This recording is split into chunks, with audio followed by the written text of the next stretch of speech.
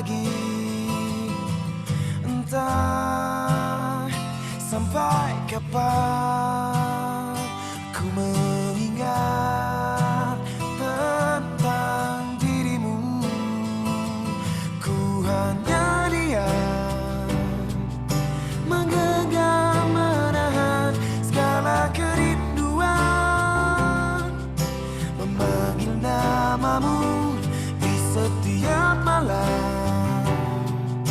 Ingin engkau datang dan hadir di mimpiku. Rindu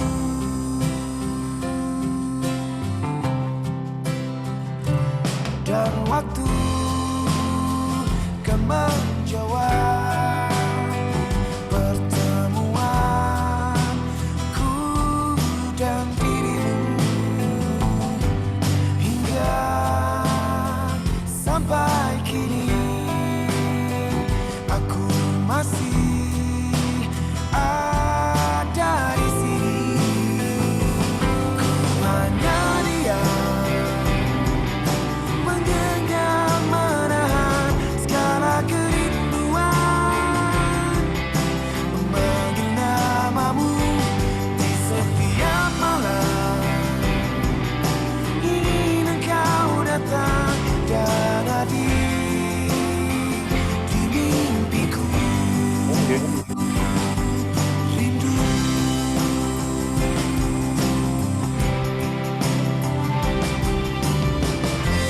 dan bayangmu akan selalu bersandar di hatiku. Janjiku pastikan pulang bersamamu.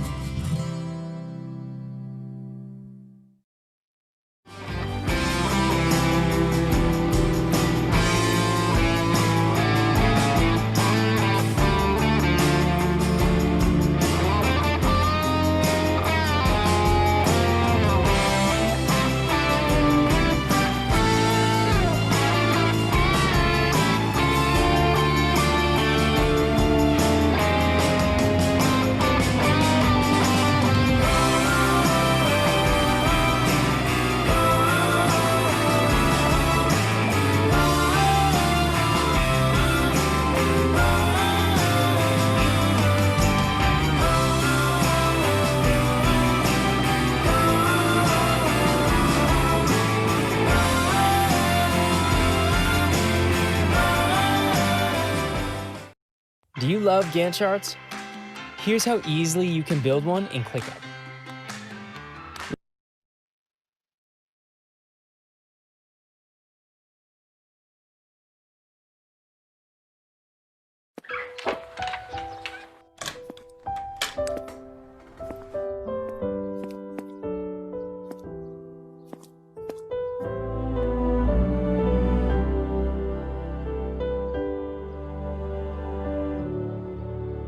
saat ku sendiri. Teruntuk kamu, hidup dan matiku. Aku tak tahu lagi harus dengan kata apa aku menuliskannya, atau dengan kalimat apa aku mengungkapkannya. Karena untuk keberkian kalinya, kau buat aku kembali percaya akan kata cinta. Dan benar bahwa cinta masih berkuasa di atas segalanya. Ketika hati yang mudah rapuh ini diuji oleh duniawi, diuji oleh materi, untuk kesekian kali, lagi, dan lagi.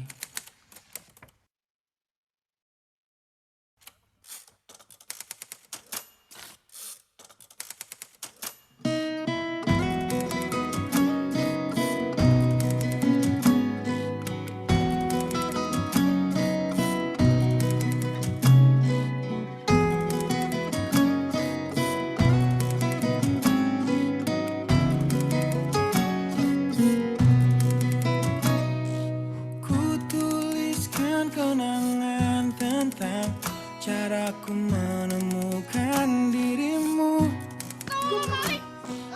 tentang apa yang membuatku mudah berikan hatiku padamu.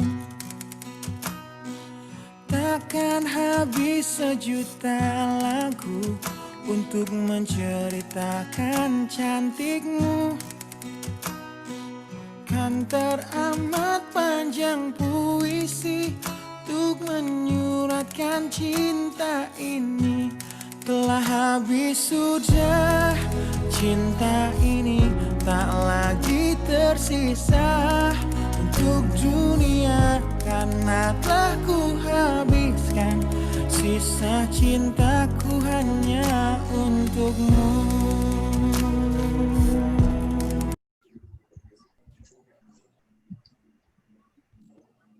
Oh, saya udah stop share screen ya. Oh, silakan kalau yang mau share screen. Kelompok berapa? Ditentukan aja, Bu. Satu. Kelompok satu kalau gitu. Iya, Ya, Pak kelompok ya, satu. nggak ada yang Iya. ini nih, nggak ada Iya. yang bereaksi. Kalau gitu kita mulai dari satu. Silakan kelompok satu. Kelompok satu siapa yang mewakili untuk menyampaikan hasil diskusinya? Kelompok satu nomor urut 1 sampai 11. Ayo, kelompok satu. Nanti kelompok yang lain mulai siapin ya, siapa yang akan presentasi ya. Tadi sepakatan kan siapa yang akan menyampaikan? Tinggal bacain saja kok, tinggal bacain saja poin-poin yang tadi didiskusikan tentang kegiatan PMG-nya. Ya, mohon izin Pak Bu. Saya Adam Justin Manullah dari Stalmed Tanjung Harapan mewakili kelompok 1. Untuk yang uraian atau rincian kegiatan PMG tingkat ahli itu, kalau sesuai SK 185 dari Perkab BMKG, itu ada 20 kegiatan. Ya, mungkin saya sebutkan beberapa saja.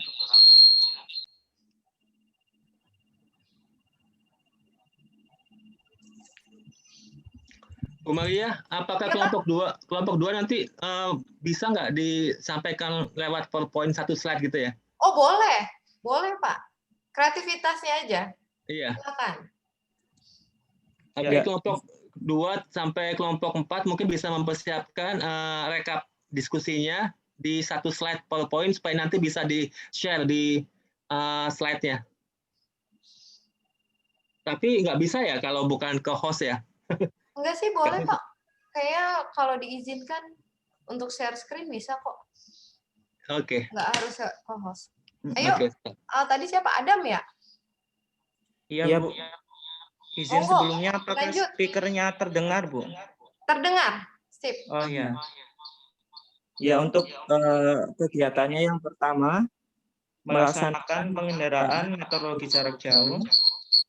Salah satu mungkin bisa dimatiin, Adam. Adam pakai 2 nih. Jadi Iya, Bu, soalnya yang laptop itu rusak speakernya. kalau gitu yang ini yang rusak speaker, yang rusak ininya apa, mikrofonnya dimatiin, speakernya. yang nyala yang itu aja. Biar nggak feedback. Oh iya, Bu. Bentar, Bu. Dikecilin gitu. Mohon izin, Bu. Apakah sudah terdengar? Sip. Iya, jelas. Untuk uraian kegiatannya itu, yang pertama tadi, melaksanakan penginderaan meteorologi jarak jauh, terus melaksanakan pengolahan data meteorologi tingkat lanjut, terus melaksanakan nowcasting, perakiraan cuaca ekstrim dan peringatan dini, melaksanakan penyajian dan pelayanan meteorologi melalui surat kabar dan majalah, melaksanakan pengolahan data klimatologi tingkat lanjut, melaksanakan perakiraan iklim ekstrim, penyajian dan pelayanan klimatologi melalui surat kabar dan majalah, dan ada banyak lainnya, Bu. Apakah perlu disebutkan semuanya?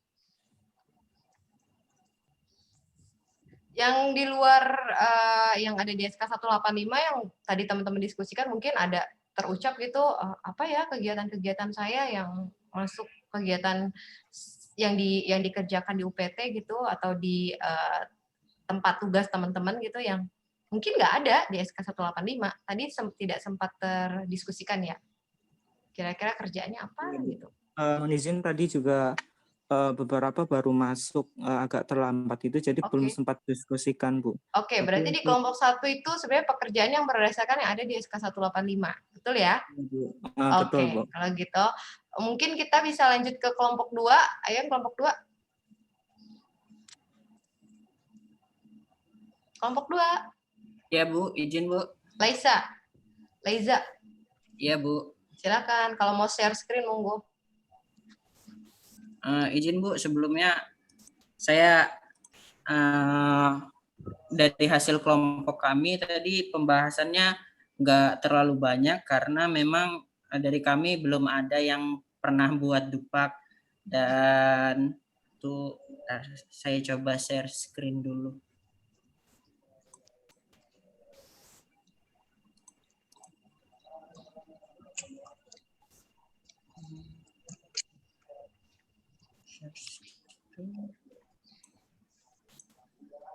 Ya, tadi kami baru hanya pembahasan seputar tupoksi kerja kami yang dicantumkan di SKP. Jadi ini salah satu bentuk ya tupoksi kerja yang kami cantumkan di SKP. Jadi kami masih belajar juga mencari tahu sebenarnya apa-apa aja yang dicantumin di dupak nanti, seperti itu, Bu. Tapi secara hasil diskusi kami mungkin contohnya terdiri dari pengolahan data tingkat dasar, tingkat lanjutan, dan beberapa kegiatan lainnya seperti itu, Bu. Mohon koreksinya kalau memang ada yang salah seperti itu, Bu. Terima kasih. Oke. Terima kasih kelompok 2. Selanjutnya kelompok 4.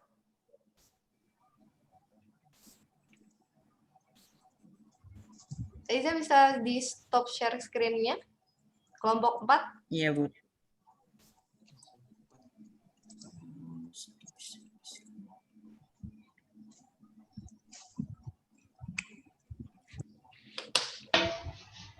Izin share screen. Baik, Bu Zakia, silakan.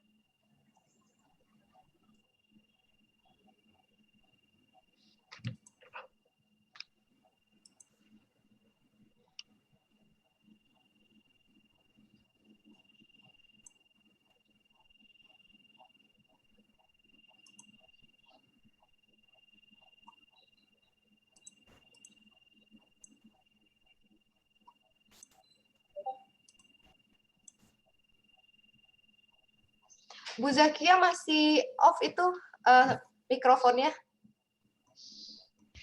Oke.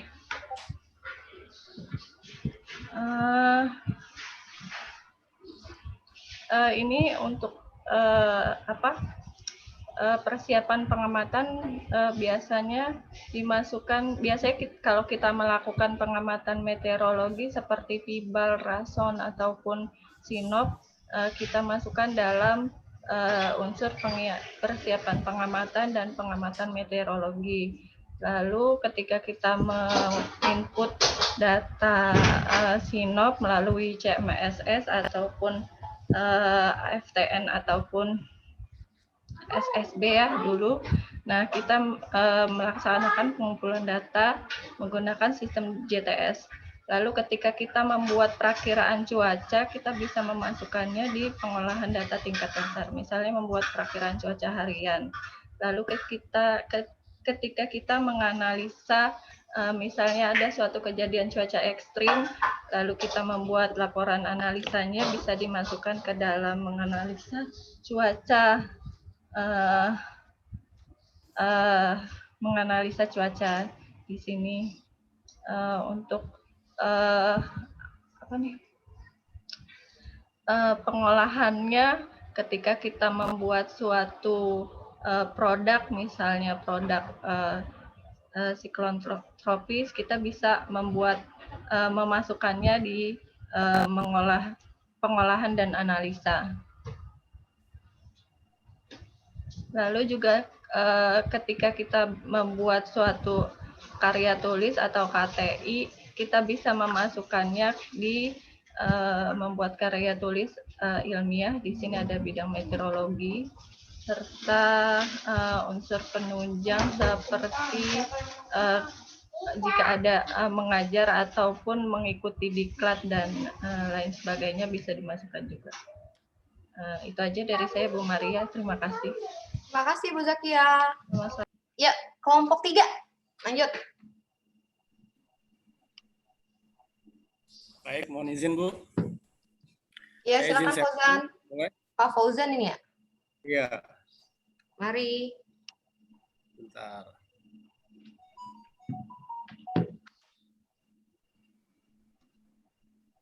Oke.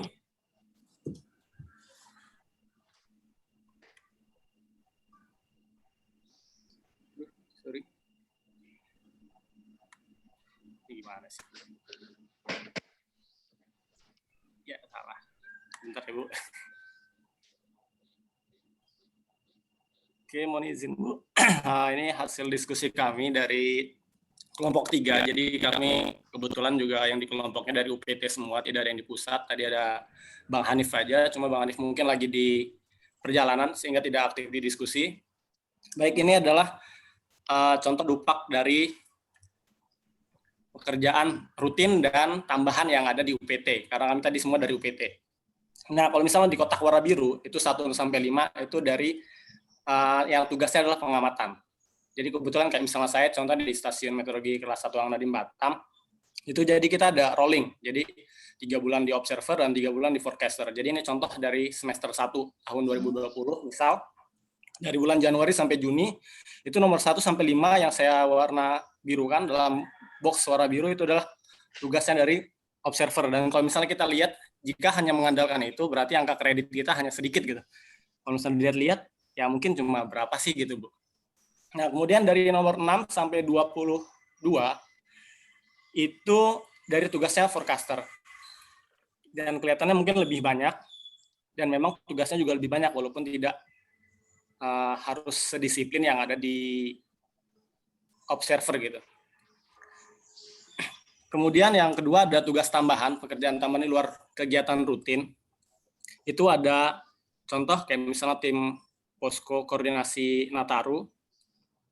Kemudian juga ada, karena kami juga tiap bulan di sini membuat buletin, jadi ada tim penyusun buletin meteorologinya. Kemudian kemarin juga ada TMC di Batam itu, jadi kita juga melakukan briefing cuaca ke BPPT, berkoordinasi untuk mengisi air waduk, di mana Batam itu kan tidak punya sumber air, jadi kita harus pakai tada hujan. Dan ketika airnya berkurang, jadi kami berkoordinasi dengan pemerintah setempat untuk mengisi air waduk itu dengan hujan.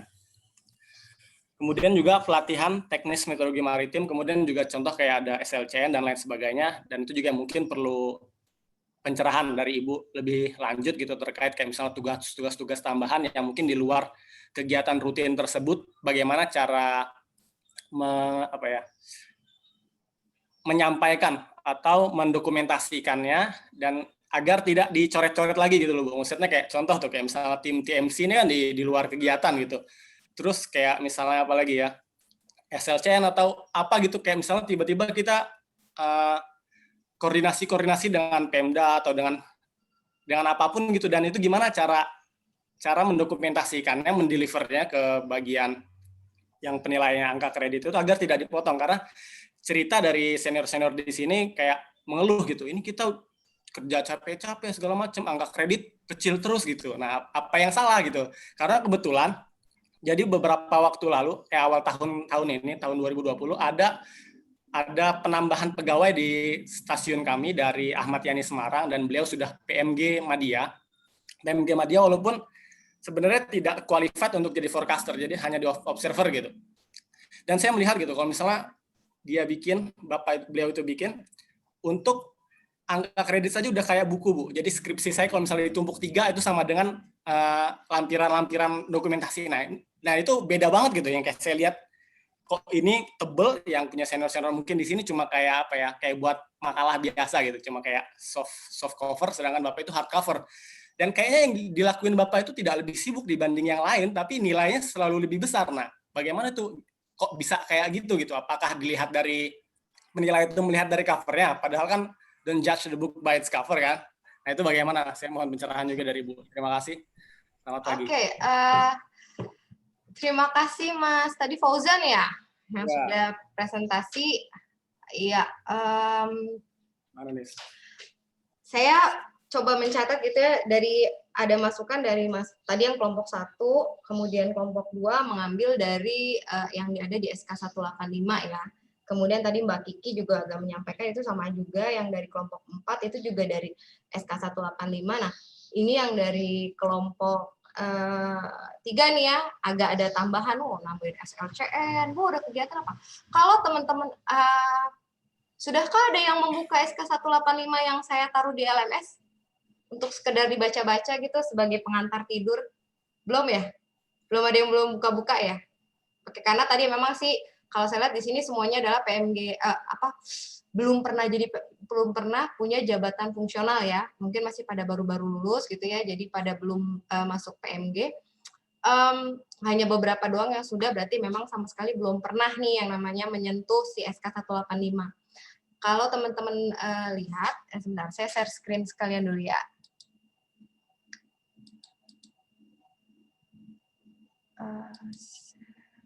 Screen saya ini dia. Sudah bisa dilihat? Ya, kalau teman-teman saya boleh ceritakan, ini ada dasar hukum yang namanya PMG fungsional ya. Tapi dalam membuat dupak, saya nggak mau bacain yang lain-lain atau informasikan yang lain-lain. Yang pertama, kedua, ketiga, keempat. Yang paling utama itu sebenarnya yang terakhir, ya, SK 185 dalam pembuatan dupak. Ini istilahnya semacam kitabnya gitu, kitabnya untuk PMG fungsional gitu dalam membuat si namanya dupak. Sayangnya kalau ini si SK 185 ini dibuat sudah sangat lama sekali nih. Kalau dilihat tahun 2006 nih waktu pertama saya masuk BMKG, jadi udah berapa nih? Udah 10 tahun lebih ya, udah 14 tahun dan belum ada pembaharuan. Kalau teman-teman melihat yang ada di SK 185 ini, isi-isinya pasti tidak ada yang sesuai kan dengan pekerjaan kalian, benar? Mungkin lihat kalau yang udah baca nih, ada banyak beberapa hal yang sudah tidak relevan, atau adalah saya kerjaan tambahan suruh bikin desain, suruh bikin ini, suruh bikin itu, dan itu tidak termaktub atau tidak tercantum dalam SK 185. Itulah kenapa tadi saya minta di awal, ayo gali kerjaan teman-teman tuh apa gitu. Butuh ada, kenapa tadi bilang, kok saya nilainya bagus, dia nilainya bagus, saya nilainya jelek. Atau bukan bagus jelek, dia nilai besar, saya nilainya kecil. Mungkin ada satu trik atau yang teman-teman salah menempatkan ke dalam butir kegiatan yang ada di SK 185. Karena kan harus disesuaikan. Karena banyak sekali yang istilahnya nggak begitu sesuai lalu dimasukkan. Atau yang kedua, bisa jadi apa yang teman-teman lakukan itu adalah pekerjaan-pekerjaan yang sebenarnya serumpun gitu. Nah, itu tentang serumpun nanti akan saya jelaskan di belakang. Terus yang ketiga juga adalah bukti fisiknya. Banyak nih yang masukin kerjaannya, saya ngerjain ini, ngerjain itu, tapi nggak ada bukti fisiknya. sebagai penilai, ibaratnya gini, kamu mau memberitahu orang, tapi kamu tidak memberitahukan dengan jelas. Orang tersebut kan berarti nanti dia interpretasinya jadi salah. Nah, banyak itu yang tidak memberikan atau yang tidak dupak yang diberikan itu tidak sesuai atau tidak lengkap bukti fisiknya. Jadi si penilai nggak bisa tahu ini dia bener nggak ya ngerjain ini, apa cuman nulis doang. Ada tuh yang bilang saya kerjain ini mengajar, membuat ini, buat itu, tapi nggak ada buktinya. Bahkan misalnya foto kegiatan dia ngajar aja nggak ada, atau SK mengajar. Kalau ngajar kan biasanya ada SK-nya, atau surat keterangan dari si KUPT-nya, atasannya, itu nggak ada. Nah, gimana mau nilainya? Kalau istilahnya gimana sih penilai bisa percaya atau bisa yakin bahwa itu pekerjaan itu memang dilakukan oleh si PMG tersebut ketika memang bukti fisiknya tidak ada itu. Jadi kadang pengennya nilai bagus, tapi atau juga bikinnya salah-salah. Saya kemarin terima nih, ada yang ngumpulin, dia cuma ngeprint, dia print, terus udah di print aja dimasukin ke dalam map, dia kirim ke Jakarta. Jadi saya harus ngumpulin itu dokumennya satu-satu dan di staples aja enggak. Jadi cuma bener-bener print-an, masukin dalam amplop, udah dikasih. Bukti fisiknya pun banyak yang nggak ada, akhirnya saya balikin. Saya balikin kenapa? Kalau saya nilai nanti kan banyak potongan, lebih baik saya balikin, dia biar bikin ulang dan lengkapi buktinya, nanti mungkin nilainya akan lebih baik. Saya gitu. Jadi saya balikin. Ibaratnya gini ya, kadang ya itu tidak rapi, tidak disusunnya tidak baik, nggak ada bukti fisik. Banyak hal-hal yang tidak dimasukkan ke dalam situ. Nanti saya akan jelasin di bagian bawah. Nah, ini saya udah dapat gambaran bahwa teman-teman pekerjaan yang teman-teman pahami ternyata masih yang di SK 185. Sementara di SK 185 memang banyak, cuman sedikit istilahnya, butir pekerjaannya cuma sedikit. Sementara pekerjaan yang kalian lakukan banyak, gitu, ya kan? Ini masuk kemana sih, Bu? Ini ke sebelah mana, gitu kan? Baik, saya lanjutin. Nah, ini sebelum masuk nanti ke yang utama, saya akan sekilas aja sih. PMG ahli itu ada 3. Pertama, jenjang jabatannya, pertama muda madya. Nah, ini ada pangkat golongannya, kemudian ada angka kredit minimum yang harus kalian penuhi. Ketika kalian baru pertama kali diangkat, angka kredit yang didapat adalah 100 biasanya, 3A. Tergantung kalau pakai ijazahnya S1 atau D4 dari STMKG itu dapatnya nilai 100. Tapi kalau kalian pakai ijazahnya S2, kalian akan dapat 150. Jadi tergantung nih. Di sini mungkin ada yang latar belakangnya S2, kalau pakai S2-nya ya dapatnya 150 kalau pengangkatan pertama. Nilai angka kredit pertamanya adalah 150. Kalau dia pakai S1 ya 100 doang. Nanti selanjutnya kalau yang dari misalnya udah PMG kemudian mau pindah ke dari PMG terampil ke PMG ahli, nanti tinggal penyesuaian aja gitu. Tidak ujuk-ujuk nih, saya jadi ahli langsung dapat tambahan 150, enggak ya, enggak kayak gitu ya. Tapi ntar ada hitungannya lagi. Jadi yang sudah PMG terampil itu ada beda lagi hitungannya gitu ya. Nah, ini ada PMG madya paling tinggi adalah 4C 700 nilainya gitu ya. Ini ada beberapa pengertian umum. Saya akan fokus ke SIF dan tentang laporan. Ini yang perlu teman-teman pahami.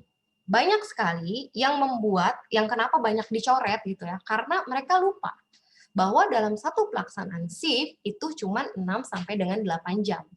Namanya 6 sampai 8 jam, nggak mungkin dong kegiatannya sampai 6 sampai 8 jam kerja, kegiatannya ada 10. Mungkin nggak? Nggak mungkin kan? Masa cuman berarti kalau misalnya sampai 10 kegiatan, dia kerjanya berapa lama gitu kan? Berarti kan cuman istilahnya asal-asalan gitu. Nah, kalau dinasnya itu 6 sampai 8 jam, ya butir kegiatan ini 6 aja, nggak usah sampai 10, nggak usah sampai 11, semua dimasukin gitu. Nah, itu ntar saya jelasin dulu. Jadi harus pahami bahwa satu shift itu hanya 6 sampai 8 jam. Kalau kalian rasa misalnya gini, Bu, kalau misalnya dinasnya nyambung gimana? Misalnya PS, ya dibagi. Caranya di mana? Di job desk-nya. Jadi saya sebagai penilai, nah ini juga satu nih catatan. Banyak sekali PMG yang mengajukan angka kredit, mereka lupa ngasih job desk. Saya nggak tahu dong. sebagai penilai, ini ngerjainnya apa? Jadi job desk itu maksudnya gini, pagi itu ngerjainnya apa aja. Kalau namanya dinas pagi ngerjainnya apa aja. Dinas siang tuh ngerjain apa aja. Malam tuh apa aja. Gitu. Kalau misalnya dalam satu hari teman-teman ngerjain 10 kegiatan, kan bisa dibagi. Bikin aja di dinas PS. 5 kegiatan di dinas P, 5 kegiatan di dinas S. Itu akan dapat nilai. Dibanding dengan kalian bikin dinas 10 kegiatan, terus dinasnya P doang. Pasti akan ada yang dicoret. Karena apa? Nggak mungkin dong dalam 6 jam atau 8 jam kalian ngerjain 10 kegiatan. Coba dibagi 2. Gitu ya. Atau kegiatan PS langsung 12 jam. Itu juga nggak mungkin. Gitu. Jadi dibagi 2. PS, P dan S di jadwalnya dibikin P dan S, bukan P doang. P jam 6 sampai jam 12 jam 7 malam. Nggak mungkin loh. Panjang banget gitu. Nah, itu dia. Job desk. Kalian bisa atur di job desk-nya. Job desk-nya dikasih tahu. Jadi si penilai itu tahu, oh dia pagi ngerjain ini, siang ngerjain ini. Nggak dalam 8 jam 10 kegiatan itu. Terus kemudian saya cepetan. Laporan. Nah, kalian harus lihat nanti ya, baca di buku SK 185-nya. Di situ ada namanya satuan hasil. Satuan hasil itu ada laporan persif, ada laporan per unit. Nah, kalau yang namanya di situ bilangnya laporan atau satuannya naskah, ya dibikin naskahnya gitu. Atau laporan, ya dibikin laporannya gitu. Kalau dibilangnya laporan persif, nah beda. Kalau bilangnya laporan persif, artinya dalam satu shift itu dijadikan satu laporan. Biasanya kalau yang laporan persif itu bukti fisiknya cukup jadwal dinas sama job desk sama contoh kegiatannya. Jadi dia udah dalam satu laporan full. Tapi kalau laporan aja, kalian harus bikin laporannya. Gitu. Atau naskah, ya bikin naskahnya kayak apa gitu. Atau laporan per unit, ya berarti dibuat laporan per unit. Beberapa orang mungkin bikin misalnya pemeliharaan. Ini ada nih PMG-nya PMG terus jurusannya meteorologi. Dia melakukan pemeliharaan. Walaupun saya tahu sebenarnya mungkin pemeliharaan itu maksudnya adalah nyuci panci penguapan. Gitu. Tapi nggak ada tuh laporannya. Padahal kalau yang namanya pemeliharaan, kalau dilihat di SK 185 adalah di situ bilangnya laporan per unit atau laporan per itu tuh nggak ada laporannya. Jadi gimana bisa nilai kalau tidak lengkap seperti itu. Nih laporan per set, laporan per shift, terus ada lagi laporan per unit, satu set, kayak gitu-gitu ya. Ini perlu dipahami. Nanti bisa dibaca-baca lagi. Kemudian ini pengangkatan pertama menjadi PMG ahli, ini beberapa syaratnya, ntar teman-teman bisa lihat sendiri. Utamanya itu adalah lulus diklat, gitu ya. Lulus diklat sama jurusannya sesuai. Nah, terkait tentang jurusan ini, ada pembaharuan, ini yang ada di SK 185, namun ada lagi yang, saya lupa peraturannya, yang tentang jurusan-jurusan yang diakui gitu. Itu ada di peraturannya, saya lupa, nanti saya akan bagi di LMS yang tidak tercakup sini. Mungkin ada beberapa teman di sini yang jurusannya nggak ada ya di sini ya. Misalnya apa ini? Ini kelautan ada, mungkin desain atau apa gitu yang belum masuk ke situ. Itu ada nanti ada aturan lain yang mungkin bisa dilihat. Atau jurusan misalnya bencana yang ada yang S2 ya, kalau S2 yang jurusannya apa namanya? Terkait bencana gitu, nah itu kan nggak ada, tapi di peraturan yang lain tuh mungkin ada. Gitu. Nanti coba dilihat, yang kalau nggak ada di sini bisa dilihat yang di aturan tersebut. Kalau untuk pindah jalur hampir sama, nggak beda jauh. Kemudian ini, tadi kan ada yang bilang, oh kalau PMG kegiatannya 20, PMG ahli. Pertama, yang PMG pertama. Tapi kalau PMG muda itu ada 21 kegiatan, PMG madya ada 15 kegiatan.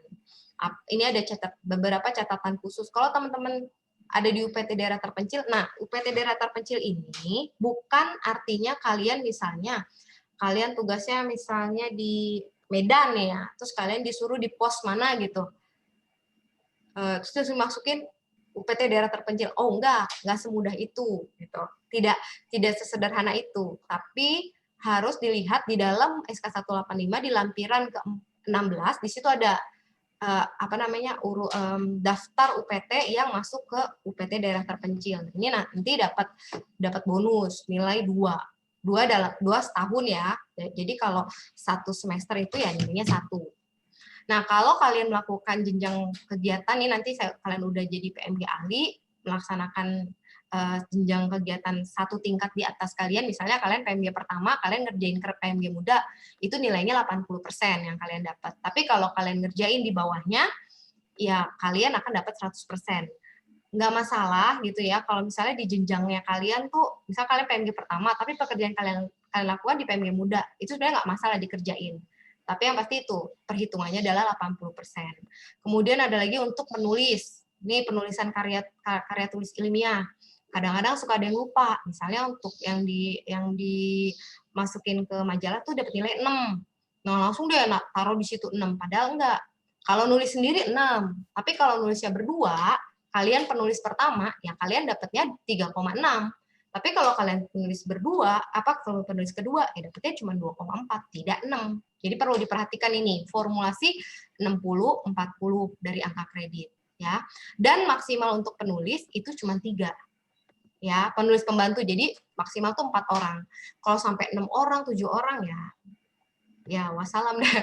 Mungkin yang di nomor 5 ke atas nggak dapat gitu. Kemudian ada lagi, ini saya lihat ya perkembangannya teman-teman yang sekarang nih yang baru-baru gitu, yang baru-baru lulus masih fresh, itu rata-rata rajin sekali untuk membuat KTI. Ada yang 1 semester bikin sampai 5, 6, 7.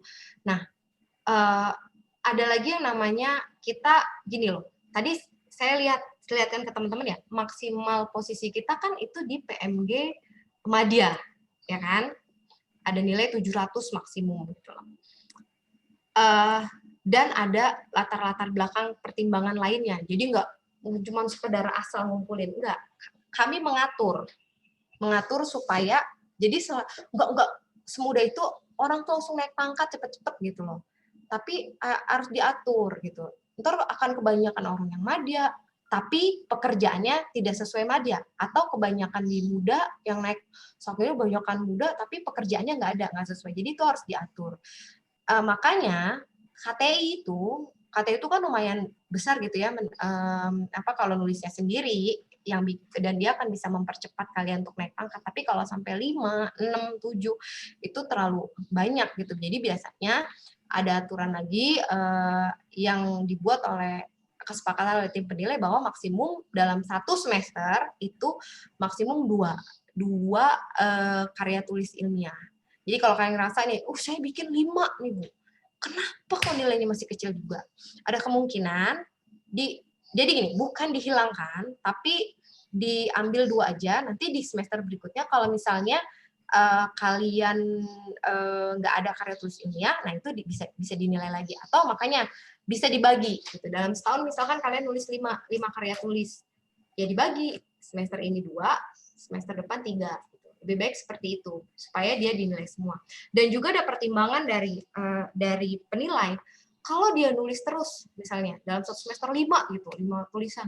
Ini yakin nih bener nih nulisnya bener-bener dia tulis. Terus pekerjaan rutin dia gimana? Ditinggalin dong. Kayak gitu. Jadi ada pertimbangan itu. Jadi itu yang bikin akan membuat si penilai akan berpikir, "Nih dia kerjaan rutin dia ini gimana nih?" Mungkin di situ dikurangin. Jadi berkurangnya. Akan jadi pertanyaan bahwa ini jangan nulis doang nih, kerjaan rutinnya nggak dikerjain nih, kayak gitu ya. Benerkah dia nulis sendiri? Karena kan kalau nulis itu pasti butuh effort lebih kan, seperti itu ya. Kemudian ini ada tentang usulan dan lain sebagainya, bisa dibaca sendiri. Ini juga penetapan angka kreditnya. Terus ini yang paling poin penting juga nih untuk naik jabatan dan naik pangkat. Kenaikan jabatan itu bisa setahun sekali. Dan utamanya ya DP3. Ini dokumen yang diperlukan ini sebagian aja sih. Nah, ini juga penting nih untuk diingat. Untuk kenaikan jabatan, kenaikan pangkat, tadi jabatan setiap 1 tahun sekali, kenaikan pangkat setiap 2 tahun sekali. Minimal ya, ini minimal. Bisa juga kenaikan pangkat kalau dia malas bikin dupak ya bisa 4 tahun sekali gitu. Tapi itu maksimal biasanya 4 tahun sekali. Atau yang malas-malas banget malah kadang ada yang 6 tahun sekali itu ada gitu. Jadi tergantung tingkat kerajinan. Plus ini yang perlu dipahami adalah 80% nilainya angka kredit kumulatifnya minimal 80% dari unsur utama, 20% dari unsur penunjang. Banyak kejadian, teman-teman tuh harus perhatikan. Di situ kan di SK 185 ada namanya unsur utama dan unsur penunjang. Unsur utama pekerjaan rutin biasanya pengamatan, lalu analisis, kemudian bikin perakiran cuaca, itu pekerjaan utama. Nah, yang penunjang, ada kejadian, banyak sekali kejadian teman-teman fokusnya lebih ke penunjang. Kayak penunjang itu contohnya apa? Ikut seminar, webinar, ngajar anak menerima anak SD, memberikan bimbingan buat anak kuliahan, itu tuh masuknya penunjang. Banyak sekali kegiatan, saya banyak pekerjaannya Bu, iya banyak, masuk penunjang gitu. Nah, ketika masuk penunjangnya kebanyakan, kalian akan terancam tidak bisa naik pangkat atau tidak bisa naik jabatan karena nih ada 20% unsur penunjang. Kalau unsur penunjangnya sampai 30%, sementara unsur utama 70%, ya nggak bisa naik jabatan, nggak bisa naik pangkat. Jadi gitu, mending kegiatan penunjangnya didikitin, kegiatan utamanya dibanyakin. Kegiatan penunjang saya biasanya malah di bawah 20%, paling saya biasanya 10%. Saya lebih banyakin di utama. Karena apa? Supaya bisa naik. Terancam, kenapa saya bilang terancam? Ada kejadian teman saya, nih nilai saya udah pas nih, udah 150, harusnya udah naik 3B, udah 150, udah 160 deh, Bang. Kok nggak naik-naik 3B? Begitu dicek, utamanya cuma 60, 40% penunjang. Karena apa? Kebanyakan ikut seminar, kebanyakan nerima anak kunjungan, terima kunjungan, kebanyakan ikut SLCR, kayak gitu-gitu. Jadi perlu diperhatikan ya, yang masuk ke utama, itu workshop itu yang masuk utama, itu cuman diklat yang diselenggarakan oleh Pusdiklat. Kalau seminar, itu tidak masuk di unsur utama, masuk penunjang. Workshop, itu juga masuknya di penunjang.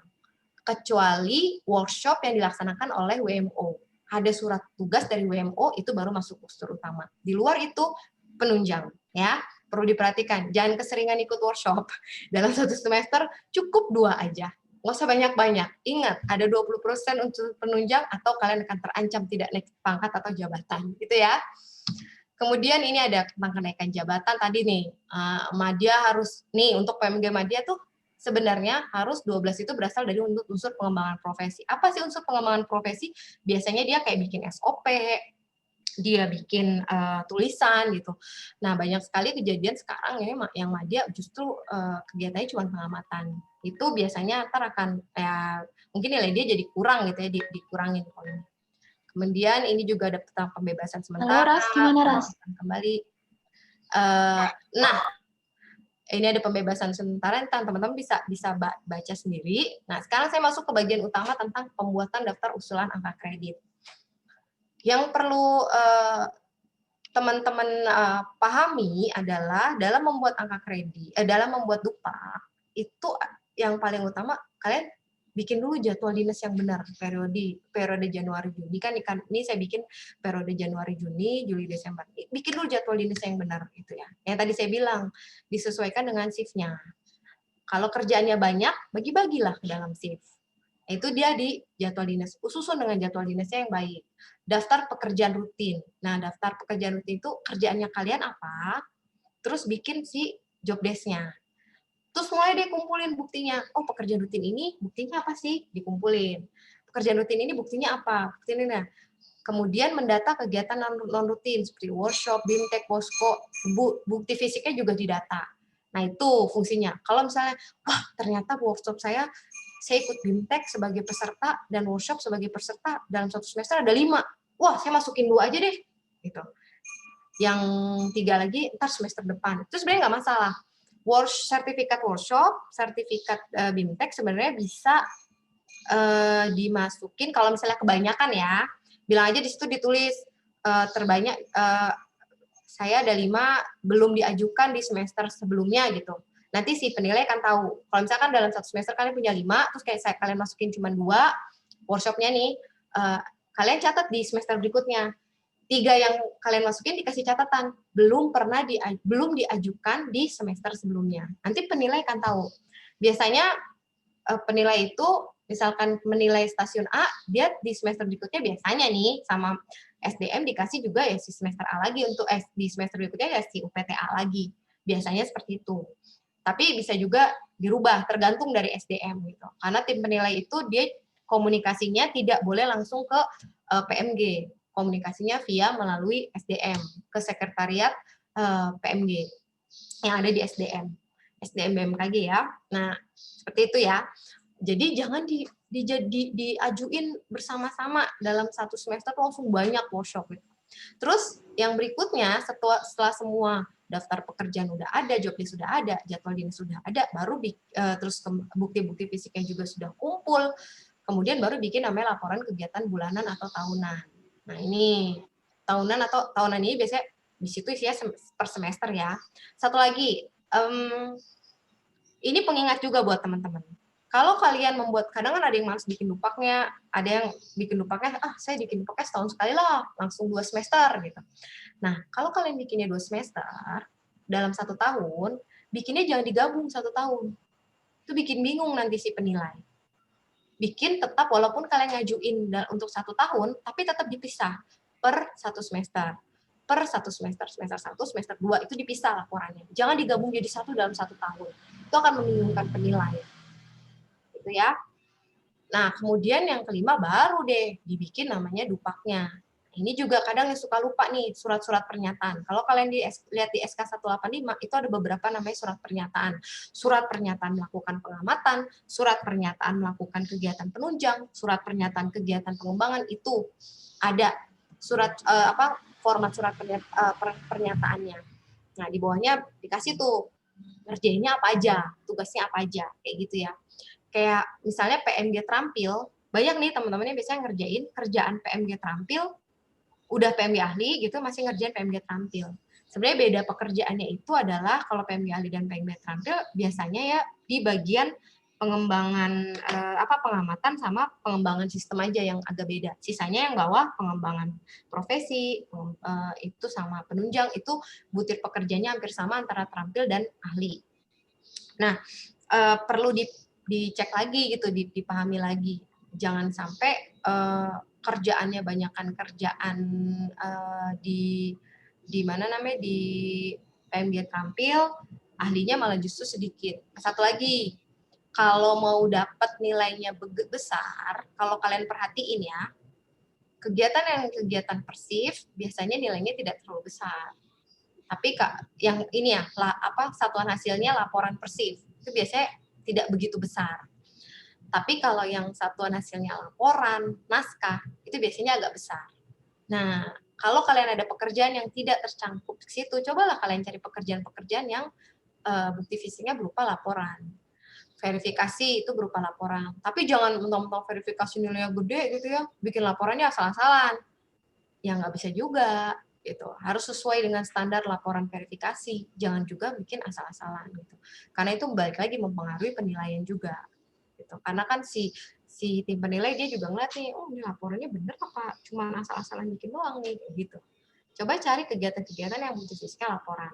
Atau yang berikutnya adalah perhatikan yang namanya kegiatan serumpun. Nah, kegiatan serumpun itu misalnya ada 3 kegiatan. Ada kegiatan yang dia nih, serumpun itu artinya gini, sebenarnya kegiatan itu dilakukan dalam satu rangkaian shift. Dan dalam satu rangkaian shift, dia berjalan bersama-sama.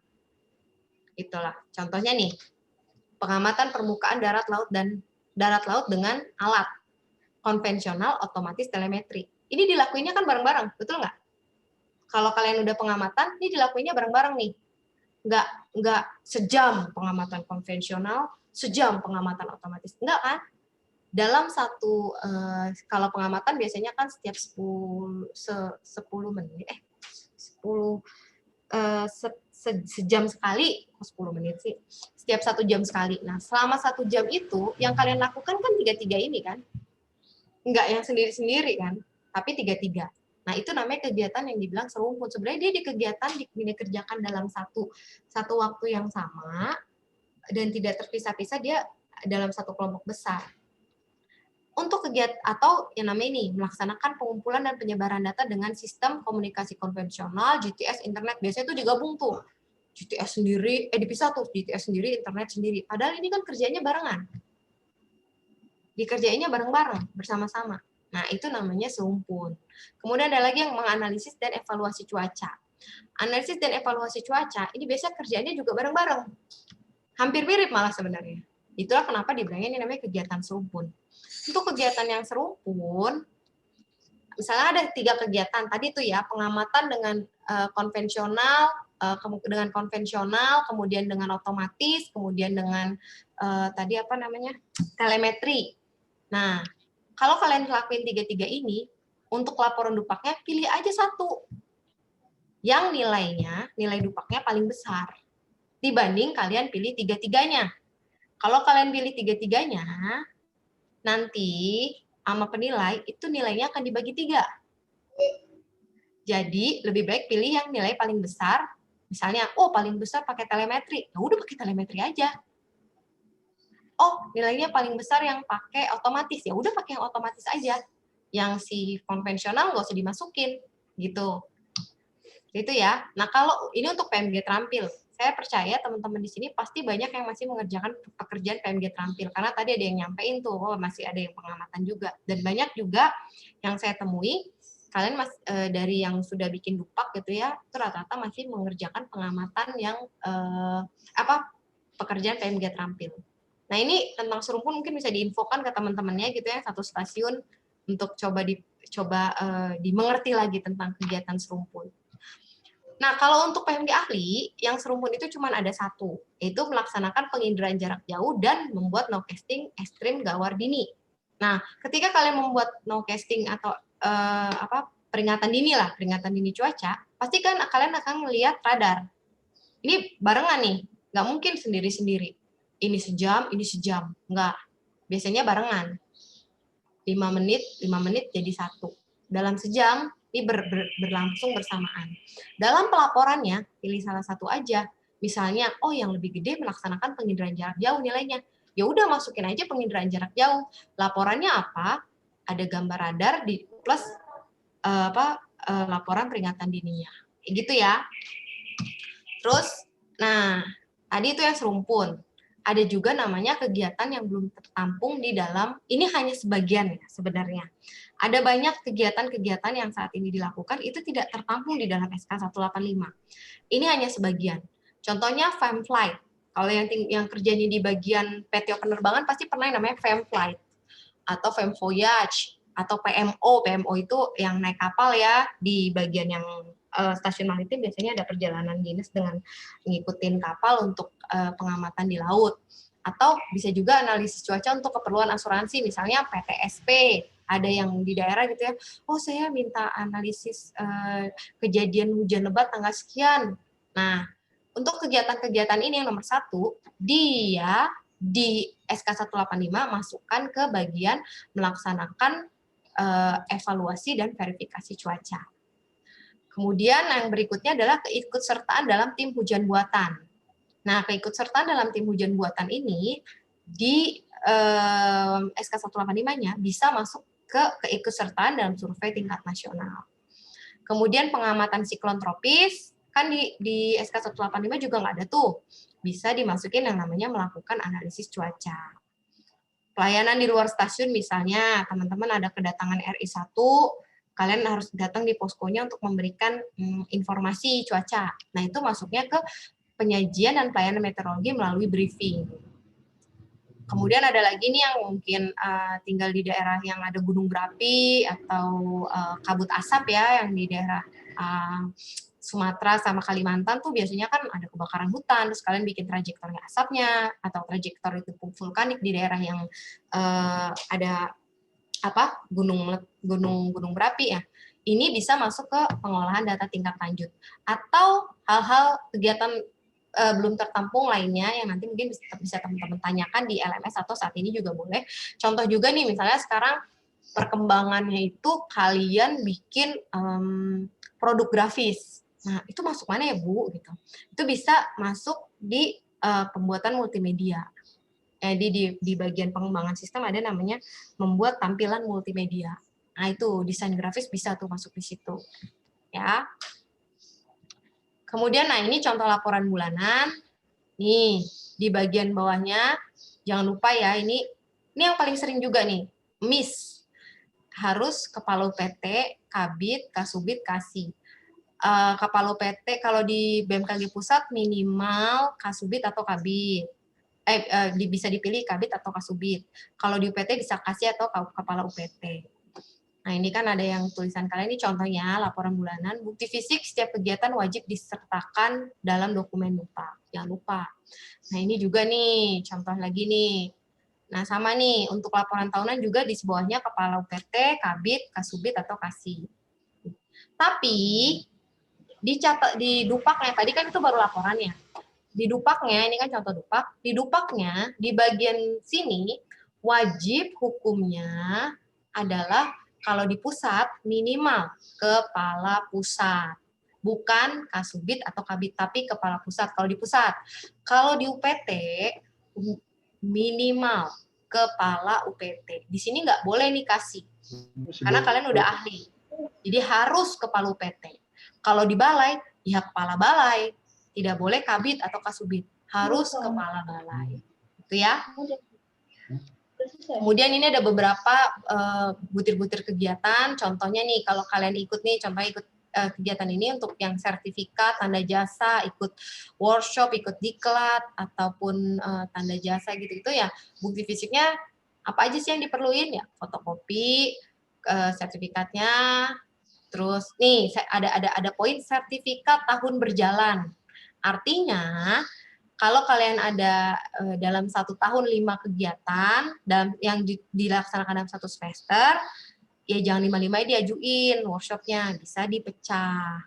Yang 2 di semester 1, yang 2 lagi di semester 3 lagi di semester 2. Jadi yang penting yaitu sertifikat tahun berjalan gitu ya. Jadi dalam 1 tahun. Yang penting masih di tahun yang sama. Surat undangan dari penyelenggara untuk kegiatan ya tadi saya bilang internasional, harus dari WMO itu harus ada namanya surat undangan. Ada jadwal kegiatannya untuk yang internasional. Dan khusus tanda jasa, jika sertifikatnya tidak ada, cukup fotokopi keputusan presidennya aja. Itu ya. Terus ada lagi rencana. Nah ini nih, bikin rencana. Di rencana ini maksudnya bikin jadwal. Nah, bikin jadwal ini bisa masuk di situ. Kemudian ini yang kegiatan laporan satu nasional laporan Persib pada penginderaan jarak jauh, membuat newscasting Gawardini, ini contoh angka kreditnya. Ini kan kalau dilihat ya, penginderaan jarak jauh 0,03, bikin peringatan ini 0,01. Ini kegiatannya serumpun. Pilih aja yang penginderaan jarak jauh. Ya, lebih besar nilainya. Ya. Bukti fisiknya apa? Jadwal dinas, job desk, sama contoh produknya.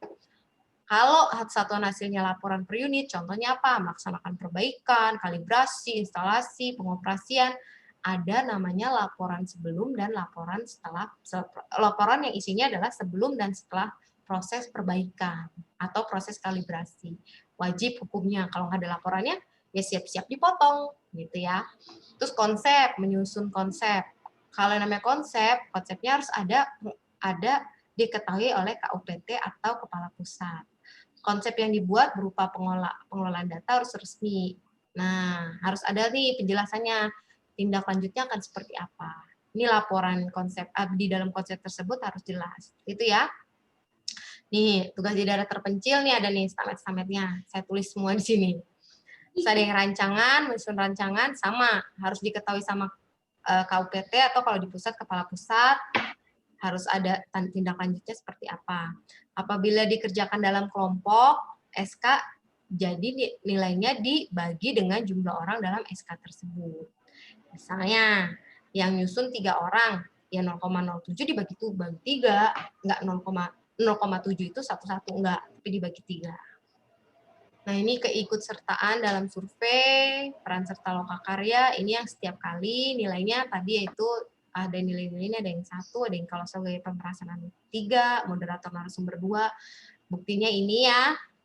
Kemudian kalau yang aktif dalam bulletin, buktinya adalah fotokopi SK-nya atau halaman kepengurusan dan cover majalah bulletinnya. Jangan lupa, ada yang bilang saya sebagai redaktur, tapi nggak ada nih bukti fisiknya. Nah, siap-siap aja nilai dikurangin, gitu ya. Kemudian ini yang nilai setiap jam mengajar. Tadi ada yang bilang, tadi saya sempat menyinggung kalau misalnya ada orang kunjungan dari anak SD, itu masuknya di mana, Bu? Nah, masuknya di mengajar atau melatih. Ini tiap jam ya. Jadi 0,03 tiap jam. Kalau ngasih penjelasan gitu kan paling sejam 2 jam ya. Berarti ya rata-rata lah 2 jam, berarti 0,06. Fotokopi SK, surat penugasan, jadwalnya seperti apa. Ini yang berupa laporan, kegiatannya yang berupa laporan, nah ini laporannya harus dikasih. Kalau yang menyuluh, ya kegiatan penyuluhannya seperti apa gitu kan. Ini yang naskah sama juga harus ada diketahui oleh KUPT. Nah, ini yang terkait dengan catatan buku harus ISBN. Publikasi yang tampil di web tidak mengikuti kaidah ilmiah atau populer ilmiah atau hanya memuat analisis rutin kegiatan harian tidak dikategorikan KTI. Nah, ini untuk contoh misalnya teman-teman membuat analisis cuaca ekstrim dan itu diupload di web BMKG. Nah, itu nggak masuk ke KTI. Itu masuknya adalah ke bagian evaluasi cuaca. Jadi nilainya 0,09 gitu ya. Jadi bukan masuk ke KTI. Kemudian ada yang makalah. Perlu dipahami untuk makalah tadi maksimal 2 dalam 1 semester. Proporsi nilainya seperti ini. Dan makalah atau majalahnya ingat harus ISBN, diketahui sama LIPI gitu ya. Menerjemahkan. Nah, ini contoh surat pernyataan yang tadi saya sempat singgung. Nih, tanda tangan. Ini contoh nih. Ini jangan lupa nih semua ini. Nah, dari tadi saya sudah jelasin tujuan utamanya atau tujuan pembelajaran hari ini adalah saya berharap teman-teman nantinya mampu membuat tupak sesuai dengan aturan yang berlaku. Kemudian indikator hasil belajarnya adalah teman-teman mampu menjelaskan aturan administratif yang berkaitan dengan jabatan fungsional PMG ahli. Dapat menjelaskan arti satuan hasil yang tadi tuh angka kredit. Berapa nilainya. Kalau satuan hasilnya laporan persif, berarti angka kreditnya nanti seperti apa. Terus bisa menentukan butir-butir kegiatan PMG ahli yang sesuai dengan tupoksi. Jadi sesuai dengan kerjaan kalian apa, nanti butir kegiatannya masuk kemana. Itu kalian nanti bisa menentukannya. Kesimpulannya, pertama itu harus paham dulu. Apa itu satuan hasil, angka kredit itu apa. Oh, salah, balik saya. Pertama itu pahami aturannya dulu, administrasi tentang PMG ahli. Terus pahami pengertian satuan hasil dan angka kredit. Terus kalau mau naik pangkat, naik jabatan, lihat aturannya seperti apa. Tadi yang itu ya, proporsi nilai 80-20, 80 utama, 20 penunjang. Yang terakhir, kalau mau dapat nilai maksimal DUPAK, ya dokumen pendukungnya atau bukti fisiknya harus lengkap. Ada jadwal dinas, uraian tugas, contoh hasil pekerjaan, plus kalau misalnya dia satuan hasil laporan, ya laporannya jangan lupa disampaikan, gitu ya. Nah, saya ada sedikit tes nih. Coba saya minta tolong teman-teman bisa buka, ini ada yang kelihatan nggak di screen teman-teman, www.kahoot.it. Ada? Halo? Kelihatan, Bu. Kelihatan? Nah, saya minta tolong teman-teman masuk di laptopnya masing-masing ke www.kahoot, KAHOOT.IT, di laptopnya masing-masing, buka browser, masuk ke situ, terus enter game-nya nih, enter pin-nya, game pin-nya, ini nih yang 7894672. Saya mau sedikit evaluasi dari penjelasan saya selama sekitar 30 menitan lebih tadi. Kira-kira seperti apa? Kita mau exercise sedikit. Dari yang tadi saya jelaskan, sudah paham atau belum? Oke, sudah ada yang masuk kah? Sudah? Ini bisa, Bu. Hah? Tulisannya. Coba. Nggak bisa, Bu. Oke, saya ulang dulu ya. Bentar. Oke, saya stop share dulu. Ini tadi udah muncul.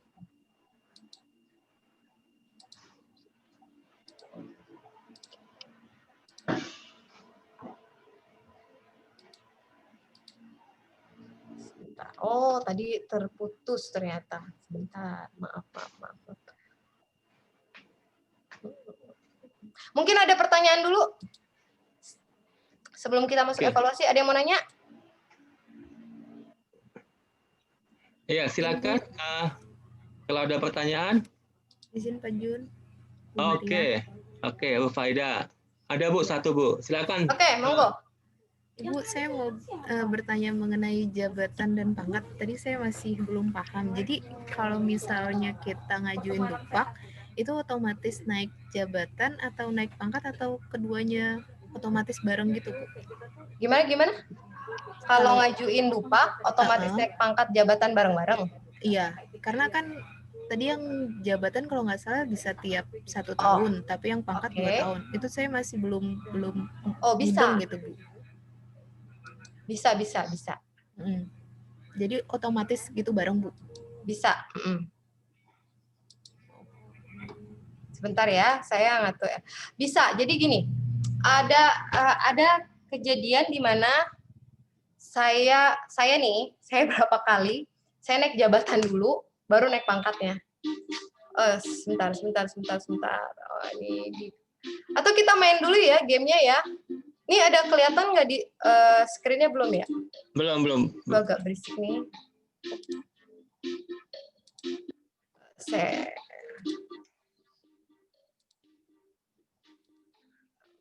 Tadi dia, oke. Agak berisik dia, saya kecilkan sedikit dulu deh. Oke, udah kelihatan di screen-nya? Sudah, Bu. Halo? Ada? Ada, Bu. Kalau yang sudah melihat, oke, udah ada Arinda yang masuk. Saya masih menunggu, ada Mahron. Hari ini ada 46 ya? 46 loh. Sambil menunggu masuk, saya tadi menjelaskan yang pertanyaan dari siapa tadi ya? Fauzia? Abu Faida. Oh ya, bisa nggak? Bisa. Tentu aja bisa gitu. Saya pernah kejadian, angka kredit saya cukup untuk naik jabatan, tapi waktu saya untuk naik pangkat nggak cukup. Jadi saya baru 1 tahun udah cukup ngumpulinnya gitu. Nah, waktu itu saya naik jabatan dulu. Atau bisa juga barengan. Pas waktunya naik pangkat, pas waktunya naik jabatan, barengan. Itu nggak apa-apa. Itu yang penting tadi. Kalau untuk naik jabatan minimal adalah 1 tahun di jabatan yang sebelumnya. Kemudian kalau untuk naik pangkat sudah 2 tahun di jabatan yang sebelumnya.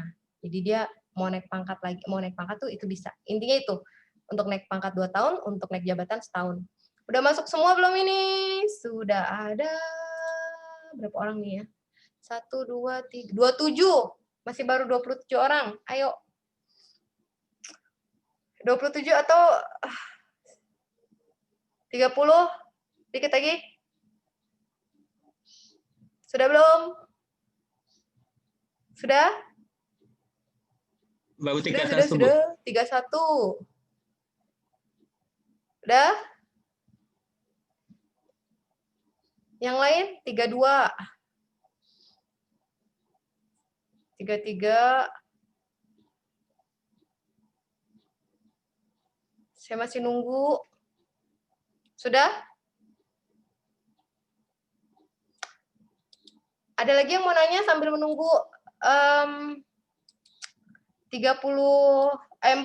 orang masuk ke dalam Kahoot? Ada lagi yang mau nanya? Boleh Boleh nanya di lanjutan? via chat. Ada, Bu. Boleh. Ya. Yang Silakan. iya, silakan. Ya, Bu, saya mau tanya lanjutannya, Bu.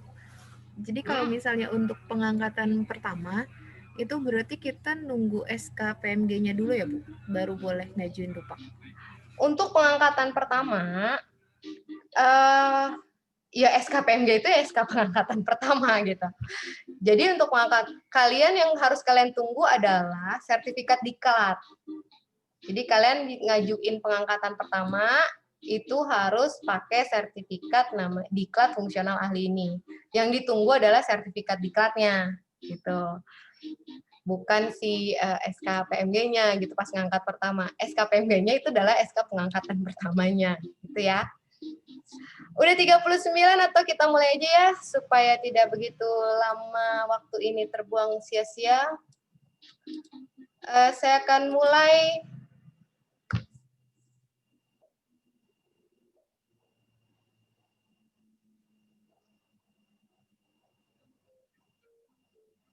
Silakan dipilih, mau warna merah, warna biru, warna kuning, warna hijau gitu.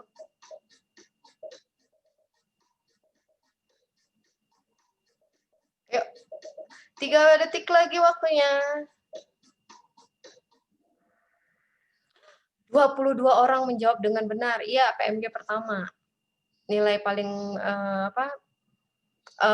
yang benar adalah PMG pertama. Penyelia itu di terampil, kalau Pratama nggak ada. PMG Madya ini paling tinggi. Wow, Flow.